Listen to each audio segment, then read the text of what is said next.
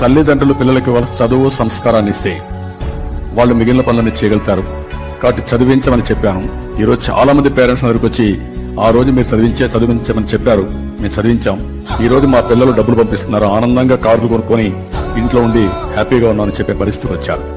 అంటే ఒక ఎడ్యుకేషన్ గుర్తుపెట్టుకోవాల్సింది చాలా పేరు మార్పులకు నాంది పలుకుతుంది.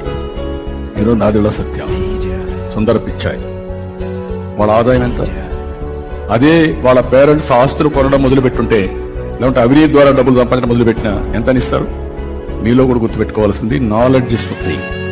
మీకు నాలెడ్జ్ ఉంటే రెస్పెక్ట్ వస్తుంది, సంపద వస్తుంది, మీరు ప్రపంచంలో ఏదైనా సాధించే శక్తి సామర్థ్యాన్ని ఇచ్చే పరిస్థితి వస్తుంది. కాబట్టి మీరు అనుకున్న లక్ష్యాన్ని నేను మళ్ళీ చెప్తాను మీకు అందరికీ, ఒక విజన్ పెట్టుకుని అనునిత్యం లక్ష్య సాధన కోసం మీరు పనిచేస్తే ఏదైనా సాధించే శక్తి మనుషులకుంది, అది మీకుంది. ఆ విషయం గుర్తుపెట్టుకోవాల్సిందిగా మిమ్మల్ని అందరినీ కోరుతాను.